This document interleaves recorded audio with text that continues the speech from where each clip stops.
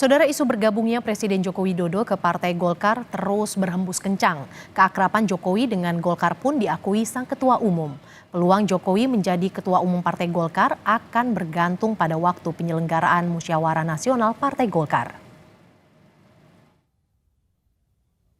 Isu kian kencang berembus, tidak hanya kabar akan bergabungnya Presiden Joko Widodo ke Partai Golkar, tapi juga Jokowi digadang-gadang akan dicalonkan menjadi ketua umum partai berlambang pohon beringin itu.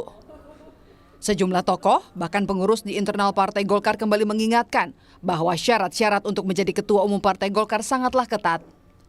Namun, di sisi lain, Ketua Umum Partai Golkar Erlangga Hartarto menanggapi isu ini dengan mengatakan hubungan Jokowi dengan Golkar kian dekat. Pak Jokowi dan Partai Golkar memang sudah rapat, Pak. Jadi karena sudah rapat, sudah beriringan, lihat saja iklan-iklan Partai Golkar bersama Pak Jokowi, sehingga tentu itu menunjukkan bahwa kedekatan Pak Jokowi dan kenyamanan Pak Jokowi dengan Partai Golkar. Pak, tapi Bapak Zira akan mencalonkan kembali sebagai ketum nggak, Pak? Kenapa? Akan mencalonkan diri kembali di Munas nanti, Pak? Munas Desember 2024. Wakil Ketua Dewan Pembina Partai Solidaritas Indonesia PSI Grace Natali bilang, Presiden Jokowi semestinya jadi sosok yang berada di atas semua partai politik. Grace mengatakan, Jokowi harusnya menjadi ketua koalisi partai-partai. Sebab Jokowi bisa menjadi jembatan bagi partai yang punya visi sama menuju Indonesia emas. Pak Jokowi itu saya pikir harusnya ada di atas semua partai ya. Oke. Iya. Jadi kan kemarin ini Ketua Dewan Pembina PSI sempat ngasih ide itu. Yang saya pikir ide bagus juga. Pak Jokowi mungkin bisa menjadi ketua dari koalisi partai-partai, semacam barisan nasional, partai-partai mau melanjutkan atau punya visi yang sama ya menuju Indonesia emas gitu. Ya, Pak Jokowi bisa ada di situ sebagai pemersatu, Jembatan. Iya. Menanggapi usulan PSI, Wakil Ketua Umum Partai Golkar Erwin Aksa menyebut harus ada kesepakatan antara ketua partai untuk membangun parlemen yang kuat. Kesepakatan itu haruslah mengutamakan musyawarah dan kesepakatan antar partai. Koalisi itu kan dibangun dalam rangka bagaimana membangun pemerintahan dan parlemen yang kuat ya. Dan di mana di situ ada kesepakatan para ketua partai. Jadi koalisi itu yang jelas adalah kesepakatan musyawarah dari para ketua partai.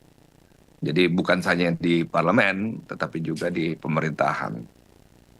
Nah, saya nggak tahu kalau ada ketua koalisi, nggak pernah saya dengar bahasa ketua koalisi gitu. Di sisi lain, PDI Perjuangan sebagai partai yang mengawal Presiden Jokowi selama hampir 2 periode pemerintahannya mengaku sudah tidak peduli dengan langkah politik Jokowi. PDIP dan Jokowi pun diklaim sudah tidak ada komunikasi.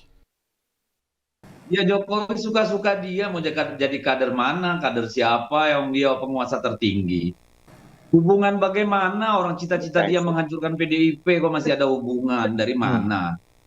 Kan jelas yang dibilang Adi Wijayanto, beliau itu ingin supaya PDI Perjuangan suaranya mengecil, berkurang. Kalau perlu ya, kan kira-kira gitu ya. Kalau sudah tahu kita isi kepala Pak Jokowi begitu, masa masih mau komunikasi? Analis komunikasi politik menilai, peluang Jokowi menjadi Ketua Umum Partai Golkar akan bergantung pada waktu penyelenggaraan Musyawarah Nasional Partai Golkar. Apakah dilaksanakan saat Jokowi masih menjadi presiden atau di saat masa jabatan Jokowi sebagai presiden telah habis? Kalau Golkar konsisten istiqomah munasnya itu Desember, saya kira Pak Jokowi akan menjadi bagian dari Golkar, apalagi dikaitkan dengan ketum. Bagi saya agak sulit. Tapi kalau munasnya itu dilakukan sebelum Oktober, rasa-rasanya apapun bisa terjadi. Karena kekuasaan politik seorang presiden, entah siapa nanti yang punya intensi untuk mengajak di dalam, pasti cukup powerful dan akan mengubah segala-galanya. Berdasarkan jadwal dan ketetapan partai, pemilihan Ketua Umum Partai Golkar akan dilangsungkan saat Munas Partai Golkar Desember 2024 mendatang. Ada sejumlah nama yang santer dikabarkan masuk bursa calon Ketua Umum. 3 di antaranya merupakan Menteri Presiden Jokowi di Kabinet Indonesia Maju, yakni Erlangga Hartarto, Bahlil Lahadalia, dan Agus Gumiwang Kartasasmita, serta nama Ketua MPR Bambang Susatyo. Tim Liputan, Kompas TV, Jakarta.